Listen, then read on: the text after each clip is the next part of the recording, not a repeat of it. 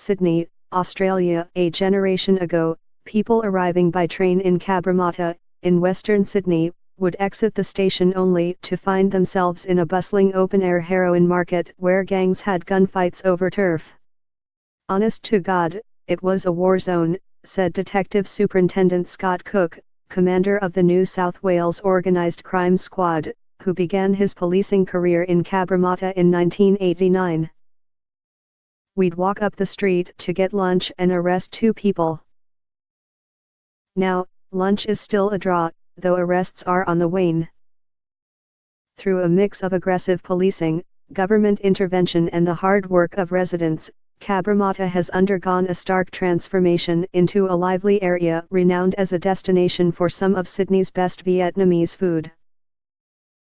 The area's reputation for crime arose in the 1970s, when a surging drug trade coincided with the arrival of thousands of Vietnamese migrants and refugees. Among the first non-white migrants in Australia after the complete abolition of the White Australia policy in 1973, many of the newcomers risked their lives in harrowing boat trips before settling here after the Vietnam War. As Australia's offshore detention policy is again being condemned by human rights groups, Cabramatta shows not just the challenges that refugee communities face, but also how they can evolve. Today there are few signs of the old Cabramatta. On the busiest thoroughfare, John Street, a recently opened canary yellow bubble tea shop sits near a cell phone store, joining a hip burger joint and an array of sugarcane juice stalls, fabric markets and ethnic grocery stores.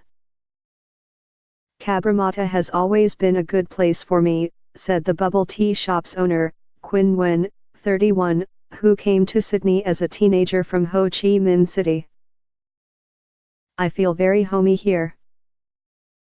A mix of fresh ambition and the familiar has come to define this diverse neighbourhood, where less than 10% of the population traces its ancestry to Australia or England.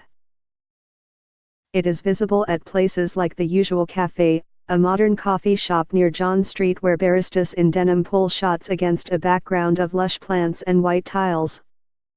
Corey Nguyen, 28, who grew up in Australia and owns the Usual with his partner, Jenny Ngo, said they wanted to introduce Cabramatta, which is dominated by traditional cafes selling Vietnamese-style coffee, to a more artisanal cafe culture. "For us it's never been a competition," he said. "They do their thing, we do ours. I wish them all the best." "It's a good thing," said Andrew Nguyen, 24, who waited with a friend for his coffee after a traditional Vietnamese lunch.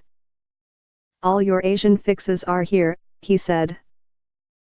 "It's home to us." For many of Cabramatta's first Vietnamese residents, it felt like anything but. Before their arrival, the population was mostly working-class Australians and European migrants.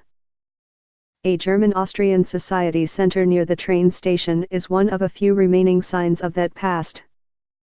During the 70s, primarily American servicemen brought heroin to Sydney from Southeast Asia, said Prof. Andrew Yakubovich, a professor of sociology at the University of Technology Sydney.